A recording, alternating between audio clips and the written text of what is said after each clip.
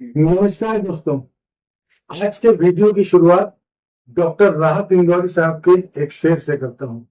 झूठों ने झूठ से कहा सच बोलो, झूठों ने झूठ से कहा सच बोलो, सरकारी ऐलान हुआ है सच बोलो। घर के अंदर झूठों की एक मंडी है, दरवाजे पर लिखा हुआ है सच बोलो। नहीं मोदी जी, बिल्कुल नहीं। पूर्व प्रधानमंत्री मनमोहन सिंह ने ऐसा कभी नहीं कहा कि देश की संपत्ति पे पहला अधिकार मुसलमानों का है। उन्होंने इसमें पिछड़े, दलितों, वंचितों का नाम भी जोड़ा, माइनॉरिटी का नाम जोड़ा, मगर आप मंच पे खड़े होकर गलत बयानबाजी कर रहे हैं। आप साफ तौर पर अपने भाषण में मुसलमानों पर निशाना साध रहे हैं, उन्हें घुसपैठिया बता रहे हैं और आप साफ तौर पर धार्मिक तौर पर एक भड़काऊ बयान दे रहे हैं। मगर आपके इस बयान पर चुनाव आयोग हमेशा की तरह खामोश है। आजाद भारत के इतिहास में चुनाव में कई तरह के भाषण दिए गए, मगर प्रधानमंत्री ने कल जो भाषण दिया, भाषण का वो अंश मैं आपको सुनाने वाला हूँ, वह निहायत ही शर्मनाक है। वह न सिर्फ पूर्व प्रधानमंत्री मनमोहन सिंह के बयान को गलत ढंग से पेश कर रहे हैं, बल्कि देश के माइनॉरिटीज यानी मुसलमानों की तुलना जो घुसपैठिया से कर रहे हैं, यह निहायत ही भड़काऊ बयान है।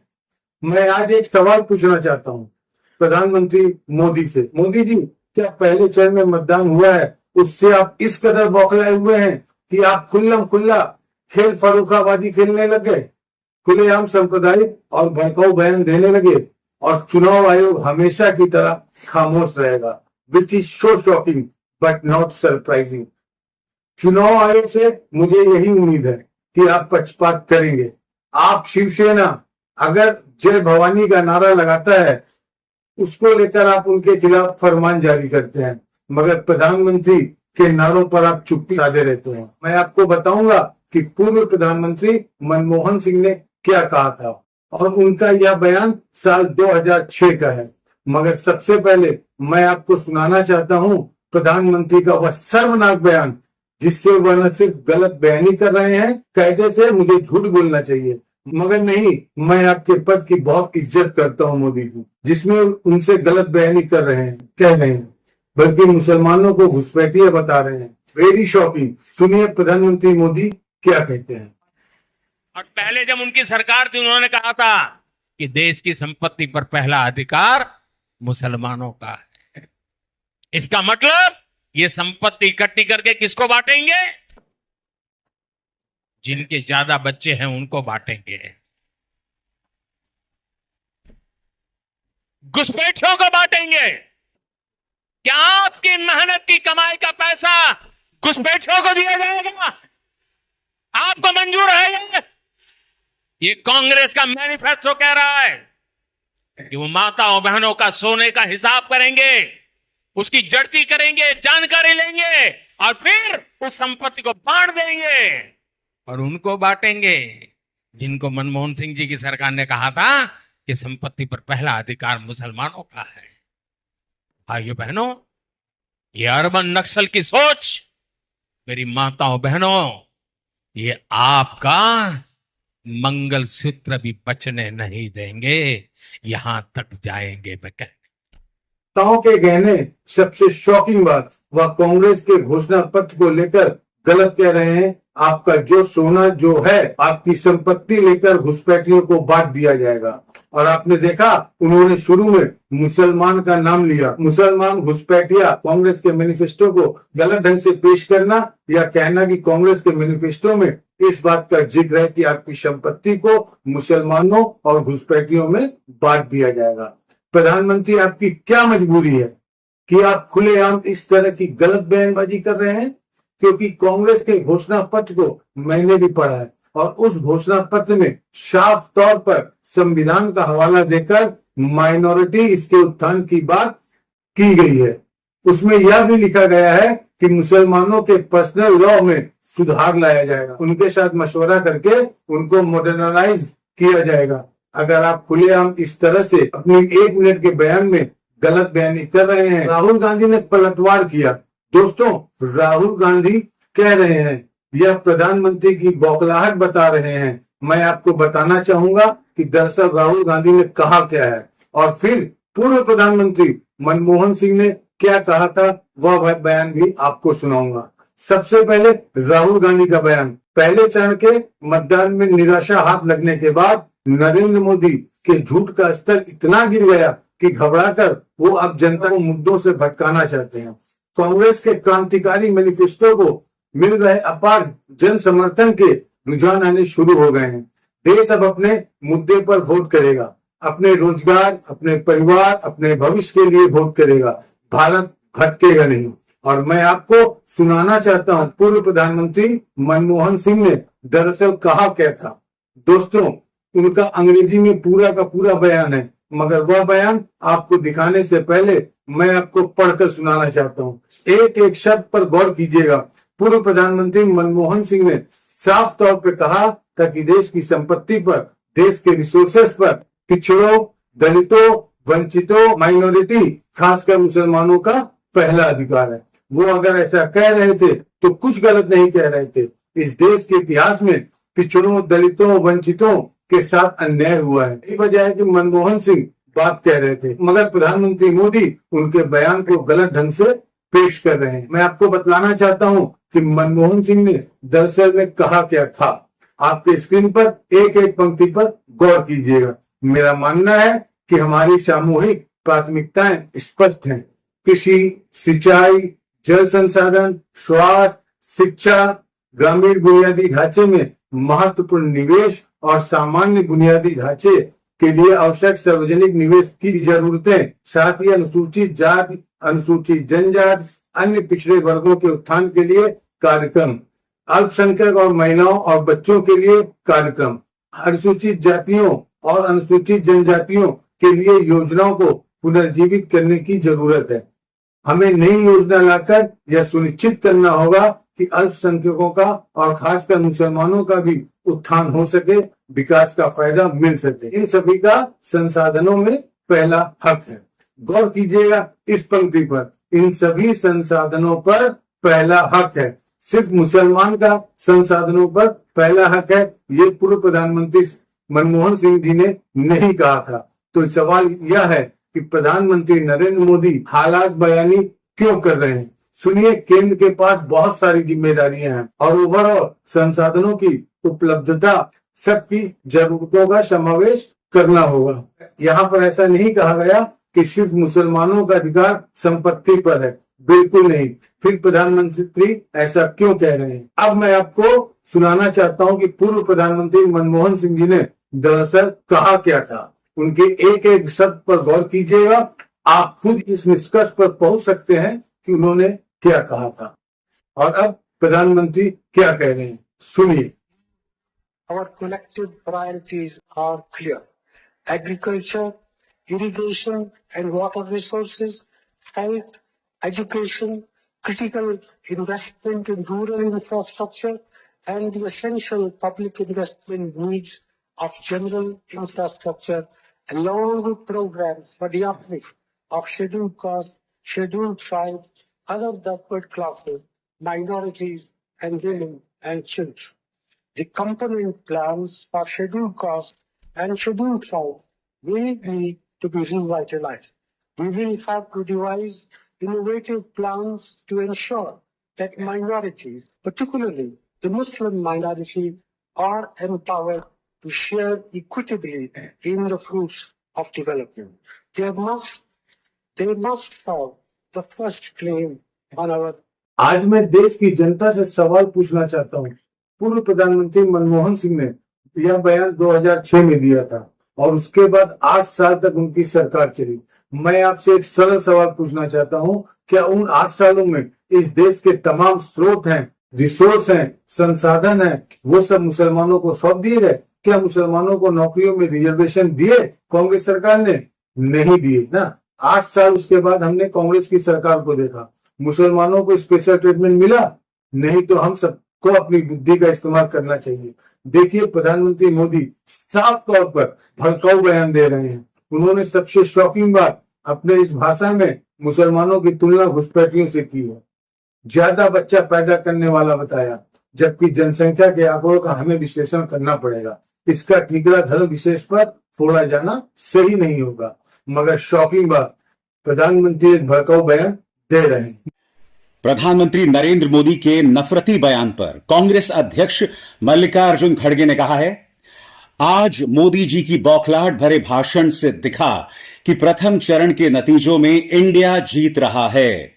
मोदी जी ने जो कहा वो हेट स्पीच तो है ही, ध्यान भटकाने की एक सोची समझी चाल है। प्रधानमंत्री ने आज वही किया जो उन्हें संघ के संस्कारों में मिला है। सत्ता के लिए झूठ बोलना, बातों का अनर्गल संदर्भ बनाकर विरोधियों पर झूठे आरोप मढ़ना, यह संघ और भाजपा की प्रशिक्षण की खासियत है। देश की 140 करोड़ जनता अब इस झूठ के झांसे में नहीं आने वाली है। हमारा घोषणा पत्र हर एक भारतीय के लिए है, सबकी बराबरी की बात करता है, सबके लिए न्याय की बात करता है। कांग्रेस का न्याय पत्र सच की बुनियाद पर टिका है, मगर लगता है गेबल्स रूपी तानाशाह की कुर्सी अब डगमगा रही है। भारत के इतिहास में किसी भी प्रधानमंत्री ने अपने पद की गरिमा को इतना नहीं गिराया जितना मोदी जी ने गिराया है। मैं पूछना चाहता हूं, क्या पहले चरण में जो वोटिंग पड़ी, जिसमें कम वोट देने आए, क्योंकि 2019 की तुलना में इस बार वोटिंग के आंकड़े में तकरीबन 3 से 4% की गिरावट आई। कई जगहों से यह भी खबर आ रही है कि भाजपा के स्ट्रेंथ वाले इलाके जो हैं, मजबूती वाले इलाके जो हैं, वहां पर कम लोग निकले वोट देने के लिए। ये प्रधानमंत्री की बौखलाहट उसी का परिणाम तो नहीं है? तो जैसे कि आप जानते हैं, पूर्व प्रधानमंत्री मनमोहन सिंह ने बयान साल 2006 में दिया था, और मैं आपको बताना चाहूंगा कि उस वक्त भी भाजपा ने उनके बयान को तोड़ मरोड़ कर पेश करने की कोशिश की थी। तब उस वक्त प्रधानमंत्री कार्यालय को स्पष्टीकरण देना पड़ा था, जो उनकी वेबसाइट पर अब भी मौजूद है। मैं आपको बताना चाहता हूं, साफ तौर पर लिखा गया है कि through a deliberation and misinterpretation of what the Prime Minister said here yesterday at the meeting of the National Development Council on 50 priority of the government on avoidable controversies has been generated. The Prime Minister's observation has been quoted out of context in someone's section of the electronic media, fueling a baseless controversy. यहाँ पर पूर्व प्रधानमंत्री मनमोहन सिंह की तरफ से स्पष्टीकरण जारी किया गया था कि उनके बयान को तोड़ मरोड़ कर पेश किया गया था, और प्रधानमंत्री ने क्या कहा था हम सबने सुना। मगर प्रधानमंत्री मोदी के भड़काऊ बयान पर गौर कीजिए। या आपकी संपत्ति लेकर घुसपैठियों को दे देंगे, उन्हें बांटेंगे जिनके ज्यादा बच्चे हैं। आखिर क्यों प्रधानमंत्री मोदी आपके इस तरह की गलत बयानी कर रहे हैं? आपकी क्या मजबूरी है कि आप इस तरह से मुसलमानों के खिलाफ भीड़ खड़ी कर रहे हैं? क्या मजबूरी है आपकी? और चुनाव आयोग खामोश रहेगा, जानते हैं। जैसे जैसे चुनाव बढ़ता जा रहा है, प्रधानमंत्री की बौखलाहट साफ तौर पर देख रहे हैं। ताजा बयान पर गौर कीजिए।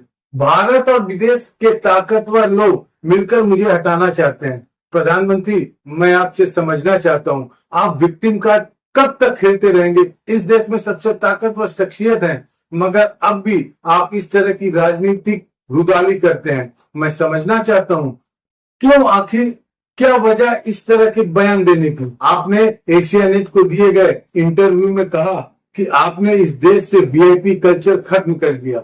मैं आपको बताना चाहता हूं प्रधानमंत्री, आपके युग में वीआईपी कल्चर का ये आलम है कि आप कैमरे के सामने अपने अलावा किसी को टिकने नहीं देते।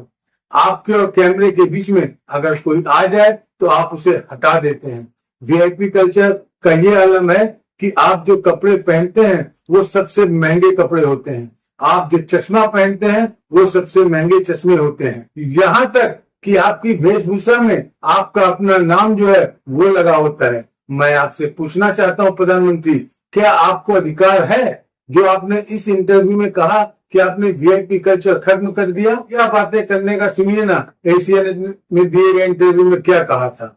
मैं मानता हूं अब वीआईपी नहीं, मेरे लिए तो ईपीआई है, और जब मैं ईपीआई कहता हूँ तो एवरी पर्सन इज इम्पोर्टेंट, और यही हो रहा। और लाल बत्ती से लेकर हर एक्शन में वीआईपीज़म को खत्म करने का मेरा प्रयास रहा। कुछ चीजें जरूरत पड़ती है, वो तो मैं समझ सकता हूँ कि एकदम से आप ये चाहोगे कि भाई देश के राष्ट्रपति जी वैसे फुटपाथ पर पैदल चले जा रहे हैं, ऐसा तो मैं नहीं चाहूंगा, ये कोई तरीका ठीक नहीं है। लेकिन हमारा कुछ अब जैसे वैक्सीनेशन हुआ, जीवन मरण का सवाल था कोविड का, मैं भी वैक्सीन ले सकता था, लेकिन मैंने तय किया कि मेरा जो नियमों में नंबर लगेगा उसी दिन मैं जाऊंगा, और मैंने तब तक वैक्सीन नहीं लिया। इतना ही नहीं साहब, मेरी माताजी 100 साल की हुई, मेरी माताजी का स्वर्गवास सरकारी अस्पताल में, उसने आखिरी जीवन में, तभी उसको अस्पताल जाना नहीं पड़ा, आखिरी जाना पड़ा 1 वीक के लिए, लेकिन वो सरकारी अस्पताल में गई और उसकी अंत्येष्टि भी जो सरकारी अस्पताल में होता है पब्लिक का, वहीं किया। तो वीआईपी कल्चर के खिलाफ मैं अपने व्यवहार से जितना कर सकता हूं मैं। प्रधानमंत्री कह रहे हैं कि मैंने वीआईपी कल्चर खत्म किया। वीआईपी कल्चर से क्या मतलब, मैं आपको बताता हूँ। इस संसद का उद्घाटन होता है, प्रधानमंत्री राष्ट्रपति द्रौपदी मुर्मू को बुलाते तक नहीं है। वीआईपी कल्चर का ये आलम है कि आप संवैधानिक पद की निगाह से राष्ट्रपति द्रौपदी मुर्मू आपसे ऊपर है, मगर आप अपने पद के सामने किसी को कुछ नहीं समझते। क्या यह वीआईपी कल्चर नहीं है? आपने अपने सामने किसी को कुछ समझा ही नहीं, और अब आप वीआईपी कल्चर को आपको खत्म करने की बात कर रहे हैं। आपने अपने सामने किसी को कुछ समझा ही नहीं, और अब आप वीआईपी कल्चर को खत्म करने की बात कर रहे हैं। मैं चुनाव आयोग से फिर पूछना चाहूंगा, प्रधानमंत्री खुलेआम सांप्रदायिक और भड़काऊ बयान दे रहे हैं, मगर क्या आप इन पर पाबंदी लगाएंगे? इनके चुनाव प्रचार पर नहीं, क्योंकि चुनाव आयोग पूरी तरह से नतमस्तक है प्रधानमंत्री मोदी के सामने। देखिए किस तरह के धार्मिक नारे यहाँ पर प्रधानमंत्री लगा रहे हैं। जय श्री राम, जय श्री राम, जय जय श्री राम, जय जय श्री राम, जय जय श्री राम लक्ष्मण जानकी, राम लक्ष्मण जानकी,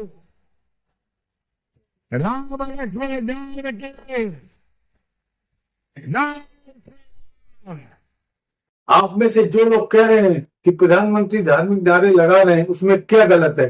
तो फिर मैं आपसे पूछना चाहता हूं, चुनाव आयोग के दोहरे मापदंड को, उद्धव सेना के खिलाफ तो आप कार्रवाई कर रहे हैं, उनकी आप आलोचना कर रहे हैं, उन्हें फटकार रहे हैं, मगर प्रधानमंत्री के खिलाफ आप एक शब्द नहीं बोल रहे हैं। मैं आपको बताना चाहता हूं खबर क्या है। चुनाव आयोग ने शिवसेना उद्धव ग्रुप के मशाल सॉन्ग में भवानी शब्द के इस्तेमाल पर नोटिस भेजा। चुनाव आयोग ने जय भवानी शब्द हटाने को कहा। ठाकरे ने कहा कि वह अपने थीम सॉन्ग से भवानी शब्द को नहीं हटाएंगे। चुनाव आयोग को जो कार्रवाई करनी है करे। उद्धव ने कहा कि चुनाव आयोग पहले प्रधानमंत्री मोदी और अमित शाह पर कार्रवाई करे, और यहाँ पर आप अमित शाह को देख सकते हैं, श्री राम की तस्वीर हाथ में लिए वह वोट मांग रहे हैं। खास तौर पर पक्षपात दिखाई देता है। शिवसेना की थीम सॉन्ग में आप अगर जय भवानी है तो आप उन्हें फटकार लगाते हैं, कहते हैं इसे हटाइए, मगर मैंने आपको सुनाया प्रधानमंत्री खास तौर पर धार्मिक नारे लगा रहे हैं, उन पर कोई कार्रवाई नहीं है। प्रधानमंत्री मुसलमानों की तुलना घुसपैठियों से कर रहे हैं, एक भीड़ खड़ी कर रहे हैं। अपने शर्मनाक बयान के जरिए पूर्व प्रधानमंत्री मनमोहन सिंह पर गलत बयानी कर रहे हैं, मगर उन पर कोई कार्रवाई नहीं है। मैं इसलिए आपसे बार बार कहता हूं दोस्तों, यह चुनाव बराबरी का नहीं, एक तरफा चुनाव है, जिसमें पूरी तरह से सिस्टम जो है वह भाजपा के पक्ष में खेल रहा है। और एक और चीज, यह जो कार्यक्रम मैं कर रहा हूं, मैं दावे के साथ कह सकता हूं, प्रधानमंत्री ने जो शर्मनाक बयान दिया, इस पर गोदी मीडिया जहरीला डिबेट करेगा, क्योंकि प्रधानमंत्री ने गोदी मीडिया को भी कहीं ना कहीं इशारा कर दिया कि अब तुम्हें किस तरह से चुनाव में खेलना है, किस तरह से सांप्रदायिक ध्रुवीकरण करना है।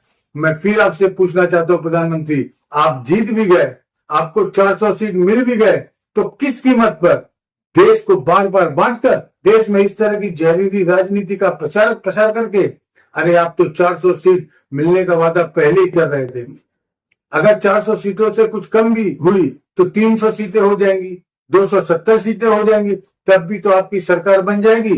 तो मैं आपसे सवाल पूछना चाहता हूं प्रधानमंत्री, आप समाज को बांटने का काम क्यों कर रहे हैं? आप इस तरह का शर्मनाक बयान क्यों दे रहे हैं? और देश की जनता आंख मूंद कर इस तमाशे को देख रही है, और देश का एक बहुत बड़ा हिस्सा इस मुद्दे पर वोट भी देगा, भड़क जाएगा। सबसे बड़ी बात, यह सवाल इस देश के हिंदू से है मेरा, आपको कब तक डराया जाएगा, आपको कब तक भड़काया जाएगा, आपको कब तक ये कहा जाएगा कि अगर हम सत्ता से चले गए तुम्हारा वजूद खतरे में आ जाएगा। अरे हिंदुओं का वजूद हजारों साल से बना हुआ है, अत्याचार हुए मगर उसका वजूद बना हुआ है। 75 सालों के इतिहास पर, अगर भारत के पिछले 70 सालों के इतिहास पर हम नजर दौड़ाएं तो हमारा वजूद बना हुआ है। हमारा वजूद कभी खतरे में नहीं आया। वजूद उनका खतरे में है जो आपको डरा धमकाकर आपका वोट हासिल करना चाहते हैं, और ये भाजपा की शर्मसार करने वाली राजनीति है। वो नहीं सुधरेंगे दोस्तों, चुनाव आयोग सुधरने वाला नहीं है। अश्विनी मिश्रा को दीजिए इजाजत। नमस्कार।